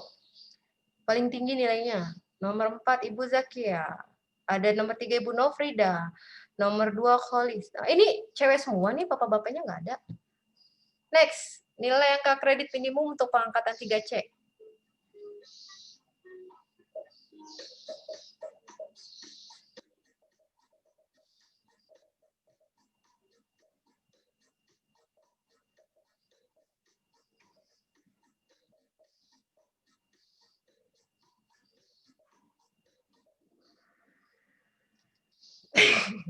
Masih ada yang tersesat ya. Ada 8 orang tersesat. Dan 6 orang ini, kalau 150 ini untuk 3B, 300 ini 3D, 200 itu 3C. Dan 250 itu nggak ada. Jadi ada yang tersesat nih, 8 orang. Yang satu sama ada 1 orang yang salah jawab, yang nomor 6 orang yang salah jawab. Oke, next, siapakah yang akan di posisi pertama? Ivan. Oh, akhirnya ada pria juga muncul di sini. Next, pertanyaan nomor 3. Kegiatan berikut yang merupakan kegiatan serumpun kecuali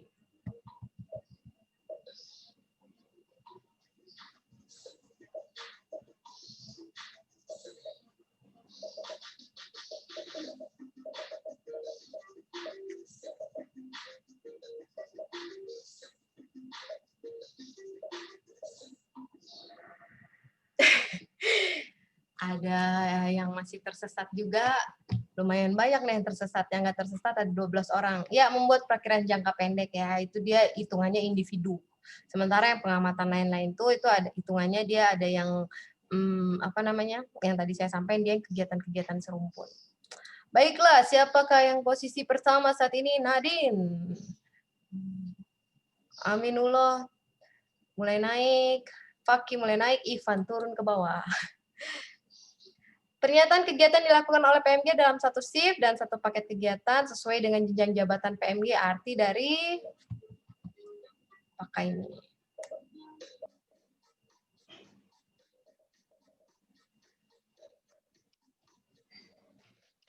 Mulai susah sepertinya pertanyaannya.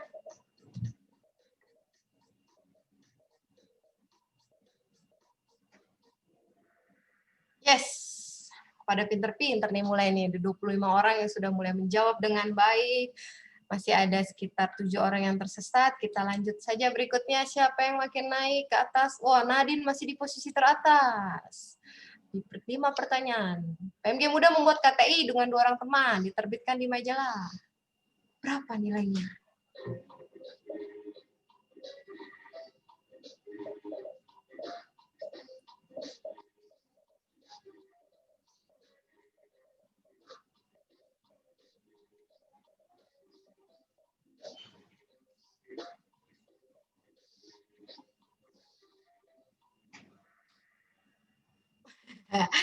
Hanya 9 orang yang berhasil menjawab. Nih, berarti pintar nih matematika, yang ngitungnya cepat banget. Ya, penjawabnya 1,2 karena dia penulis kedua, tadi kan jadi dibagi 2.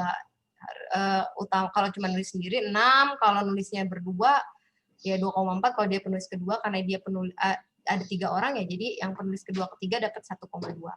Oke, next, siapa yang naik di atas? Nadine turun ke nomor 2, ada Aminullah. Kita lanjut pertanyaan berikutnya. Ini gampang nih. Pasti tahu semua nih.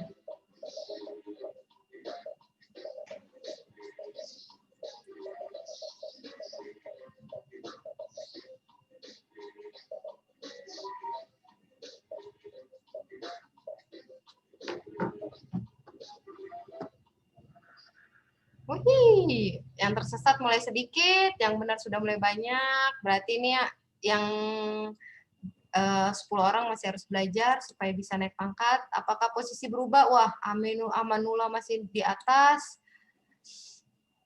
PMG yang melaksanakan tugas di atas jenjang jabatannya mendapat nilai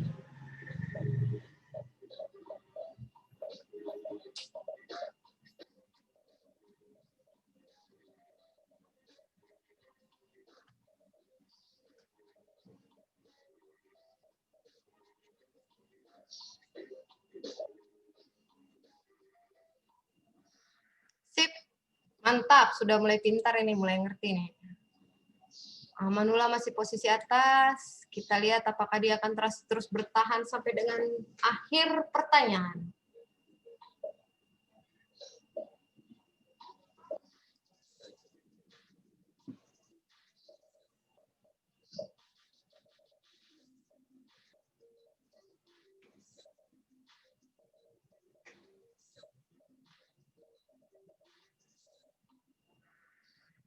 Nah, ada nomor 1A.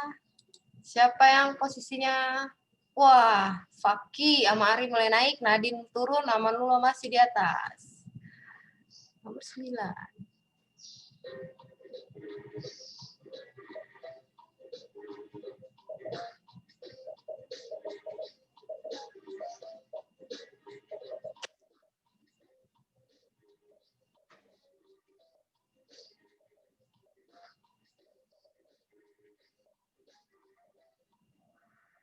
Yes, udah mulai ngerti ya. Jadi kalau membuat tampilan multimedia kan satuan hasilnya adalah naskah. Ya sebenarnya sih jadwal dinas tidak terlalu berpengaruh, yang penting ada yang si 3 hal ini. Oke, kita lanjut. Amanullah masih di atas. Ini pertanyaan terakhir, apakah Amanullah tetap di atas?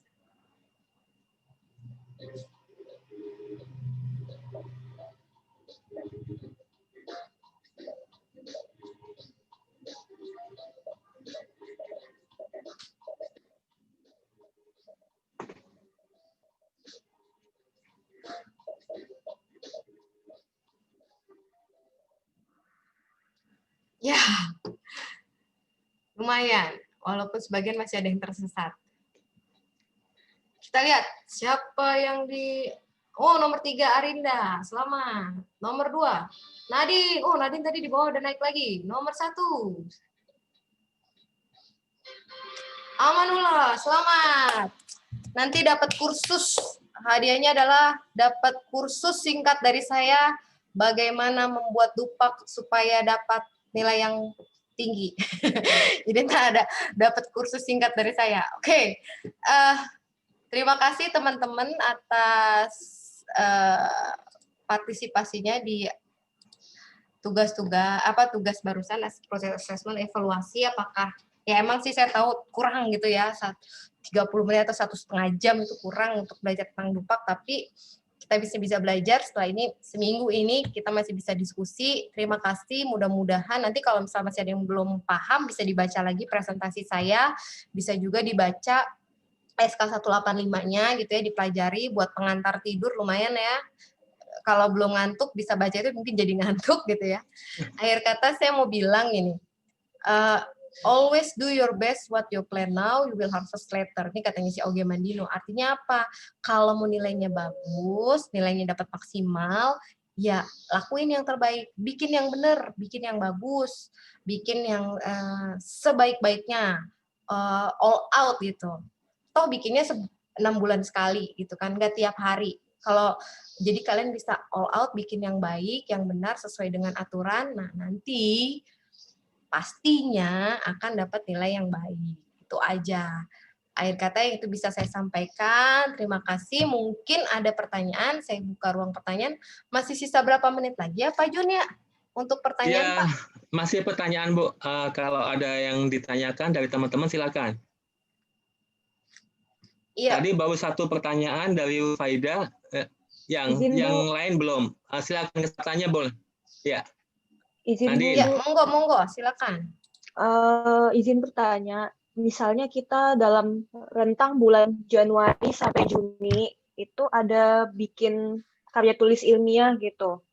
Nah, tetapi masalahnya belum dipublish gitu sama pihak penyelenggaranya gitu, belum dipublikasikan. Itu nanti bisa diajukannya pada periode Dupak Juli sampai Desember atau Januari sampai Juni gitu, Bu? Jadi gini, memang yang sering terjadi adalah apa namanya ya, surat atau keterangan atau si buletinnya itu muncul udah lewat di masa penilaian kita gitu kan ya, itu kejadian kayak gitu. Nah gimana tuh Bu? Boleh. Sementara yang saya bilang tadi, tahun berjalan. Misalnya kalian bikinnya di Januari, keluar tulisannya itu di bulan September, ya nggak masalah, itu kan masih dalam 1 tahun berjalan, masih di 2020 misalnya. Ini kemarin nih bikin April, misalnya 2020 April bikin tulisannya, terus tapi tulisannya baru keluar atau baru diterbitkan oleh siapa namanya dari pihak buletinnya itu baru di November, ya nggak masalah gitu. Pakai aja buletin November tersebut gitu. Nah, kalau misalnya mau lebih meyakinkan, bisa juga dibikin catatan gitu di surat keterangannya. Karena ada tadi saya bilang buat surat pernyataan ya. Tadi tuh saya contohin surat pernyataan. Sebentar. Di surat pernyataan itu bisa ditulis belum pernah diajukan di semester sebelumnya. Gitu. Itu bisa. Nih, mana tadi ini dia. Nah ini, yang ada surat pernyataan nih, melakukan, ini cuman saya tulisnya yang kalau yang menulis itu kan tadi pengembangan profesi, ntar ada surat pernyataan pelaksanaan kegiatan pengembangan profesi, nanti tulis di sini nih, ditulis di sini, terus ini kan ada bagian keterangan ini bisa ditulis bahwa belum diajukan di semester sebelumnya, belum pernah diajukan di semester sebelumnya. Jadi si penilai itu tahu. Dan penilai seperti saya bilang, kalau dia nilai stasiun A, dia kemungkinan akan nilai stasiun A lagi di penilaian berikutnya. Biasanya, kalau saya sih, saya catat, misalnya, tadi Nadine ya? Yang nanya Nadine bukan sih tadi ya? Iya, Bu, Nadine. Ya. Nah, misalnya Nadine, terus saya nilai Nadine nih. Saya tulis nih, Nadine bikin tulisan judulnya apa? Semester berikutnya, ketika saya meriksa, saya akan cek lagi, Nadine ngajuin lagi nggak nih tulisan ini? Biasanya saya tulis sih, kamu ngajuin tulisan, saya akan tulis judulnya apa. Jadi next berikutnya dia ngajuin, karena ada nih yang jahil, gitu ya. Semester berikutnya udah diajuin, diajuin lagi di semester yang semester kemarin diajuin, semester berikutnya diajuin lagi. Tuh ada yang bandel kayak gitu tuh. Saya tahu, biasanya saya coret, nah ini udah diajuin nih kemarin, ngajuin lagi nih, karena mungkin dia pikir, semester kemarin kan nilai saya kecil, saya ajuin lagi lah, biar dapat besar, kayak gitu. Nah saya biasanya ada catatan itu. Dan teman-teman penilai yang lain biasanya ada catatan itu. Mereka akan merespon. Lewat TK Mas dapat buka ya Kak, Bu? Oke, ada lagi yang lain yang mau nanya? Izin Bu, Mas. Semisal semisal nih Bu, ini kan kami rata-rata baru lulus STMKG kan Bu, dan masih menuju ke PMG terampil gitu, baru bisa ke PMG ahlinya setahun kemudian. Nah, jadi mungkin belum bisa bikin dupak gitu Bu, bulan Januari.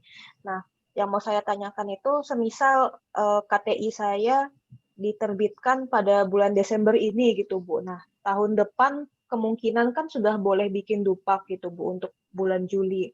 Itu kira-kira bisa diajukan nggak Bu? Seperti itu. Kalau misalnya karya tulis ilmiahnya terbit pada bulan Desember, tetapi baru bisa ngajuinnya tuh di bulan Juli gitu Bu. Oke. Desember ini. Udah PMG belum? Belum Bu, ini masih fungsional umum, tapi baru ngajuin ke PMG pelaksana lanjutan. Oh ini maksudnya PMG terampil ya? Ngajuin jadi PMG terampil? Udah keluar atau belum? Belum Bu. Belum. Iya. Kalau biasanya gini, si penilai kan melihat per TMT-nya, itu TMT-nya berapa gitu, per berapa gitu. Kalau misalnya gini, kamu kan ngajuin keluar si tulisannya berarti di Desember ya, diterbitkannya Desember ya. Coba aja diajukan. Itu biasanya sih gini. Tahun berjalan itu maksudnya adalah misalnya tadi itu kalau misalnya jatuhnya di awal ya. Nah, gimana Bu kalau jatuhnya di akhir? saya bikinnya bulan Desember, tapi mungkin baru keluarnya di tahun depan ya. Ya udah nggak apa-apa. Biasanya gini loh, ada toleransi sekitar 3 semester. Jadi masih ditolerir. Cuman memang ada kebijakan lagi yang lain bahwa yang dinilai itu adalah ketika pekerjaan, kan kamu belum PMG masalahnya ya. Jadi yang dinilai itu sebenarnya pekerjaan-pekerjaan yang sudah posisi kamu jadi PMG gitu. Waktu belum jadi PMG ya sebelumnya, karena gini, ketika kamu pertama kali pengangkatan baik terampil maupun pengangkatan ahli, itu kan udah ada nilai pertamanya. Kalau misalnya terampil nilai pertama 80. Nah, sudah sebenarnya pekerjaan-pekerjaan yang kemarin yang dilakukan sebelum SK terampil itu keluar, ya udah masuk di 80 itu. Begitu. Jadi kalau misalnya kasusnya Nadine, Bu, saya nulis di bulan Desember, tapi SKPMG terampil saya per 1 Januari. Bisa nggak yang desain saya Desember? Ya sebenarnya nggak bisa. Karena ketika kamu ngajuin PMG terampil yang di bulan Januari, itu kan udah dapat nilai 60 deh, bukan 80, mohon maaf. 60, itu udah termasuk di nilai 60 itu. Nilai pertama 60 itu. Gitu ya. Atau kalau saran saya, daripada ngajuin terampil, langsung aja ke ahli. Nunggu ini SK ini keluar, ajuin ke ahli. Tapi kalau misalnya, Bu, kelamaan, saya mau langsung ke terampil dulu, ya nggak masalah juga. Terampil dulu 1 semester, nanti semester berikutnya ngajuin untuk naik ahli. Ya itu berarti kan ada kerja 2 kali ya. Kalau mau langsung ke ahli, tungguin aja sertifikat diklat ini, langsung ngajuin untuk PMG ahli, kayak gitu. Jadi sekali lagi saya informasikan bahwa pekerjaan-pekerjaan yang dilakukan sebelum SK itu keluar, itu sudah masuk ke dalam nilai pertama yang kalian peroleh. Gitu ya. Jadi yang dinilai ya setelah TMT si SK kamu. Gitu. Oke, jelas? Ya, Ada lagi mau tanya? Masih ada yang akan join pertanyaan? Ya, ya silakan. Nih yang nanya masih ibu-ibu terus, bapak-bapak gimana nih? Bapak-bapak? Jin Bu, bertanya Bu. Iya. Pak Prasetyo, monggo. Jin Bu, saya Prasetyo, absen 35 dari Stamar Tanjung Perak, Surabaya. Mungkin meneruskan pertanyaan dari Nadine tadi Bu ya. Jadi selama kuliah kemarin ke saya dan mungkin ada beberapa teman juga ada beberapa tulisan gitu Bu. Berarti menurut dari penjelasan Ibu, karena kami belum menerima SK untuk PMG ahli, berarti nggak bisa diajukan Bu ya? Yang gitu. Ya enggak, karena pada prinsipnya itu ketika pengangkatan pertama kan kalau PMG pertama ahli berarti kan pertama ya, maksudnya kalau pakai S1 itu dapat nilai 100. Nah, si tulisan itu ya udah masuk ke 100 itu, ke nilai 100 pertama kamu itu. Gitu. Kalau PMG terampil berarti dapat nilainya kan ini ya, 60 pertamanya. Tapi kalau ahli kalian terampil terus tapi pakai ini kan tadi kan kalau si Nadine kan dia ngajuin PMG tapi melalui yang terampil dulu ya, tapi pakai ijazah yang S1 itu bisa dinilai, berarti dapat nilai 100 tuh bisa tuh langsung karena dari ijazahnya itu gitu. Nah, si yang tulisan-tulisan yang dilakukan pas waktu kuliah itu ya masuk ke dalam nilai 100 itu gitu. Jadi yang sebelum-sebelumnya tidak masuk. Yang dihitung adalah per TMT-nya.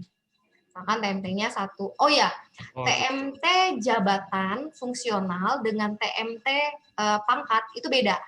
Kalau naik pangkat kan biasanya per 1 April tahun sekian atau 1 Oktober tahun sekian. Kalau jabatan itu enggak, bisa 1 Januari, bisa 1 Februari, jadi enggak tentu. Kalian bisa naik pangkat kapan aja selama di bulan kapan aja. Maksudnya gini, kalau naik pangkat itu kan cuma bisa diajukan 2 kali setahun. Di bulan April sama bulan Oktober. Nah, kalau naik jabatan, kalian bisa ngajuin bulan apa aja. Selama misalnya nilainya sudah cukup. Misalnya, kalau nilai itu keluar kalau semester 1 di bulan biasanya September atau Oktober. Itu untuk penilaian Januari sampai Juni. September, Oktober tuh biasanya keluar. Terus kalian lihat, saya udah siap nih naik jabatan. Gitu. Nah, ajuin CTT juga bisa. Tapi kalau mau naik pangkat, misalnya baru keluar Oktober tuh nilainya. Nggak bisa untuk naik pangkat di Oktober. Kalian harus ngajuin untuk di bulan April. Kayak gitu ya. Itu bedanya untuk pangkat, naik pangkat, sama naik jabatan. Ada lagi yang mau nanya? Ya Bu, terima kasih Bu. Sama-sama. Ya, nggak ada mukanya pada dengerin atau... Ya, Bu. Ibu tanya, Ada yang mau nanya? Bu. Ya, Bu. Halo? Atau sudah cukup kah? Pak Jun, kita udah cukup kah waktu? Iya. Kita saya cukupkan di jam 11 sebetulnya. Kalau masih ada satu pertanyaan terakhir boleh nih. Kita belum boleh Pak. Izin Bu. Yes. Ya, Silakan Fauzan. Putus, Neng. Ya, ini suaranya putus-putus, saya stop video aja ya. Oke. Ya, boleh. Ya, mohon izin Bu, terima kasih untuk penjelasannya tadi, sangat menarik ya, dan memang benar kata Ibu, kayaknya kurang kalau cuma 1 jam aja untuk bahas ini, ternyata pusing juga gitu Bu, kalau misalnya mendengarkan penjelasan Ibu. Jujur waktu di STMKG sering banget kayak didoktrin sama senior atau bahkan dosen gitu, bilang kalian tuh banyak-banyakin aja nulis gitu, nanti kalian simpen buat pengajuan ketika nanti kalian udah jadi PMG gitu. Mungkin tadi yang disinggung Pras, mungkin salah satu orang yang kecewa Pras itu tadi Bu. Karena udah banyak nulis ternyata tidak bisa diajukan gitu ya. Pras banyak nulis ya. Iya.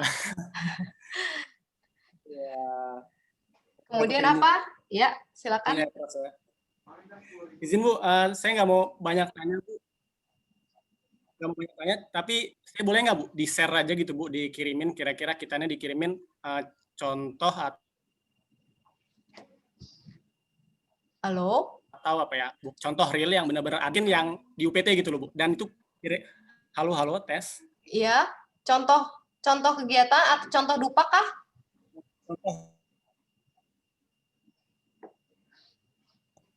Kayaknya contoh dupak tapi yang paling bagus Bu, kira-kira yang nilainya paling tinggi kayak mana Bu, biar kita bisa contoh gitu Bu. Share gitu ya, nilai salah satu PMG, saya share, yang saya nilai, oh nggak boleh. Kira-kira ada nggak satu dokumen gitu yang bisa kita contoh kayak gitu? Jadi gini, gitu.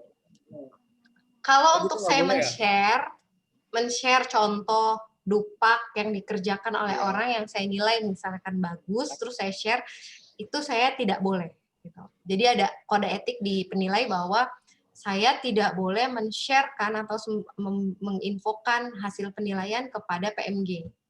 Komunikasi saya ke PMG melalui namanya sekretariat PMG fungsional, sekretariat PMG fungsional PMG ada di SDM BMKG. Jadi saya kalau misalkan nih saya mau ngasih tahu Prasetyo kamu atau Fauzan kamu dokumennya nggak lengkap. Nah saya nggak bisa tuh langsung ngomong ke Fauzan, ini saya lagi nilai kamu nih, dokumen kamu nggak lengkap, tolong lengkapin gitu. Nggak boleh. Jadi saya akan via SDM akan menginfokan. Dan SDM pun akan menutup siapa itu identitas si penilainya. Jadi nggak akan tahu nih, walaupun mungkin kamu tahu, oh Bu Maria itu salah satu penilai, tapi kamu nggak akan tahu bahwa misalnya saya nilai kamu gitu. Nah itu jadi saya nggak bisa. Yang bisa saya lakukan adalah ketika teman-teman membuat dupak, misalnya, Bu saya bikin dupak nih, Bu, tolong dong Bu bantuin atau kalian infoin ke saya Bu, kalau kegiatan ini masuknya ke butir kegiatan apa ya? Nah, itu baru saya infoin. Itu masuk butir kegiatan A, B, C atau kegiatan A masuk butir kegiatan mana ya? Oh, masuk butir kegiatan ini. Itu bisa saya infoin kayak gitu. Atau misalnya kamu bikin dupak, Bu, kayak gini udah bener belum Bu susunannya? Kira-kira kurang apa Bu? Itu boleh. Tolong diinfoin ke kami. Atau kalian bisa juga misalnya nih ngerasa dupak yang kalian ini salah satu yang saya infoin juga bisa nih. Misalnya kalian ngajuin 20. Tiba-tiba dapat nilai cuma 5. Kalian merasa nggak srek gitu ya. Kalian bisa ngajuin penilaian ulang. Tapi bukan kalian yang ngajuin. Kalian bilang sama KUPT kalian, minta KUPT kalian nulis surat yang ditujukan ke SDM bahwa minta untuk penilaian ulang karena tidak puas. Itu boleh dinilai ulang.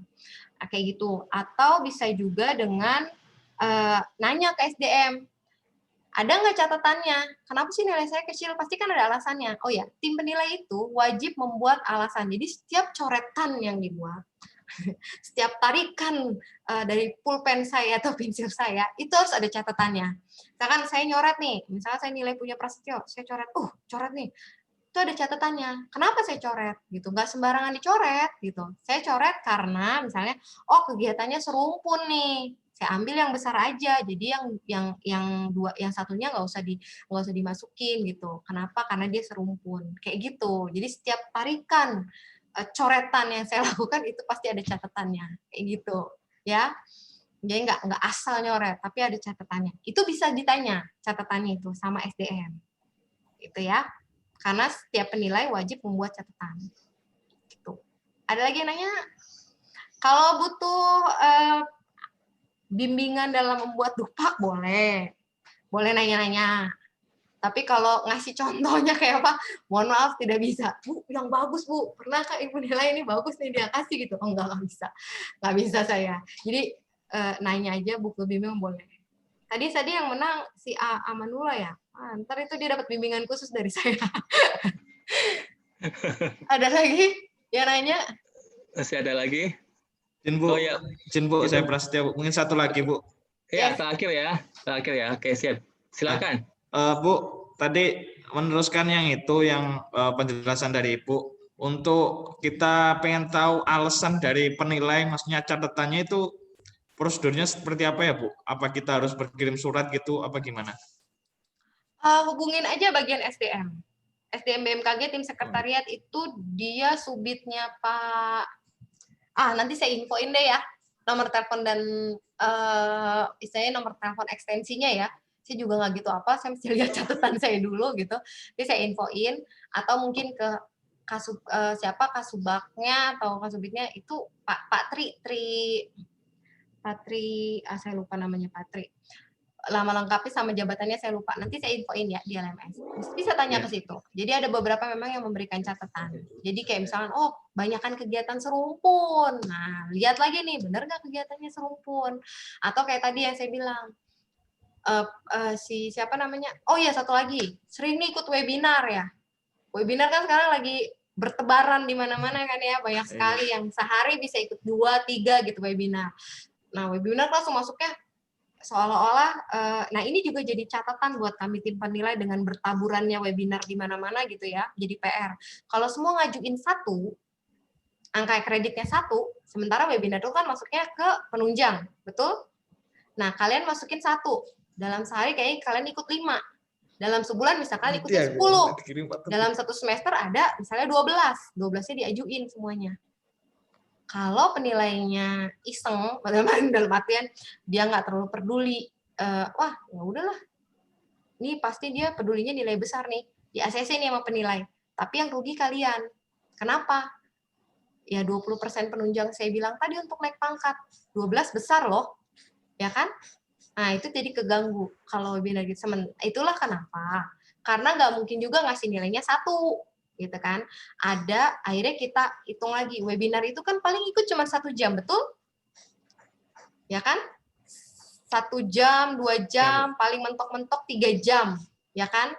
Nah, hitungannya adalah, kalau 1 itu, nilai 1 seminar itu, 1 ikut seminar tuh nilainya 1, ikut workshop itu nilainya 1, itu biasanya kan 3 hari. 3 hari ya, nah tinggal dibagi aja tuh, 1 hari berapa jam, kalau 3 hari berarti kan berapa jam, nilai 1 dibagi sekian jam, hitung-hitungannya hasilnya adalah dalam 1 jam 0,15. Sebenarnya webinar.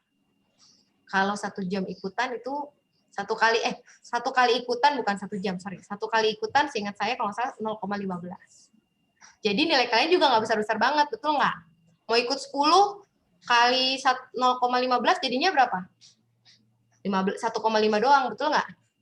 Terancam nggak tuh si 20% penunjang? Enggak kan? Mau ikut 20 misalnya, cuma dapet 3. Jadi penunjangnya nggak terancam. Kalau di ACC, ikut 20, di ACC-nya 1, 20 tuh penunjang. Udah susah. Pasti mentok nggak bisa naik pangkat.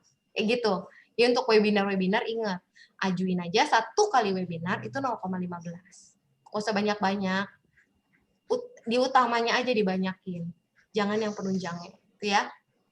Oke, ada lagi nanya? Ya Bu, terima kasih Bu. Sama-sama. Ada lagi yang mau tanya? Sudah? Udah jam 11:05, Pak. Oke, iya. Nggak kerasa. Oke, baik. Kalau tidak ada pertanyaan kepada Bu Maria Budiarti, artinya pembelajaran cukup sampai di sini, ya. Kepada Bu Maria, saya sampaikan terima kasih atas pembelajaran hari ini. Walaupun sinkronus, tapi kayaknya menarik tadi ya. Teman-teman kayaknya antusias, walaupun waktu juga yang membatasi teman-teman bertanya. Jadi silakan yang ruang bertanyanya tetap dibuka di LMS ya kepada Bu Maria. Siapa? Silakan di forum menyampaikan pertanyaan. Ya, Bu Maria akan merespon semua pertanyaan dari kalian di LMS ya. Iya. Oke, baik. Dengan demikian kita akhiri kelas kita sinkronus ini. Ini sinkronus yang terakhir ya. Sudah tidak ada sinkronus lagi. Jadi nanti tinggal minggu-minggu untuk hari-hari untuk ujian karya tulis ilmiah, kemudian ujian terakhir, ujian kompre di minggu depannya lagi, ya.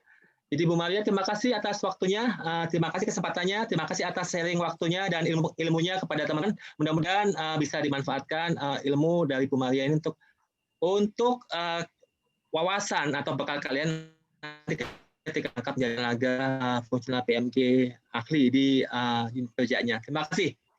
Maria, ya, makasih Pak. Makasih teman-teman perhatiannya. Iya. Boleh.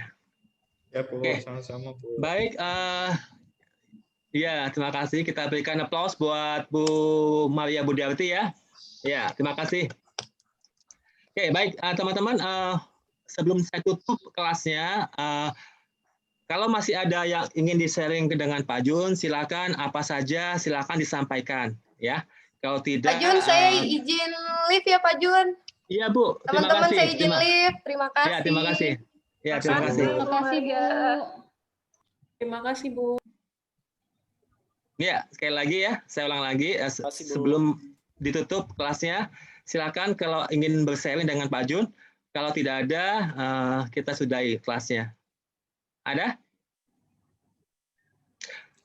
Izin Pak, izin tanya Pak. Ya, izin tanya tentang ujian Pak, mungkin ujian minggu depan. Itu sistemnya berarti kita ngerjain soal Pak ya? Iya, mengerjakan soal secara online di LMS ya, dengan format pilihan ganda. Jadi seperti kalian mengerjakan kuis. Ya, hanya soalnya lebih banyak.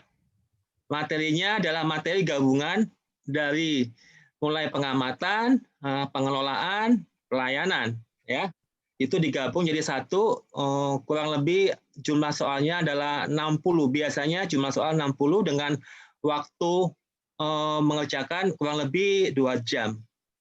Jadi agak lebih longgar kalau yang ujian kompre ya. Jadi hanya 2 jam ujian, setelah itu nilai akan masuk secara otomatis karena kan sistemnya kan seperti kuis. Jadi nilai akan langsung masuk secara otomatis laporannya. Seperti itu, ya. Ya Pak. Kalau boleh tahu, ada batas minimal nilainya nggak Pak yang harus kita penuhi misalnya untuk lulus? Oh, untuk lulus secara keseluruhan, kompilasi nilai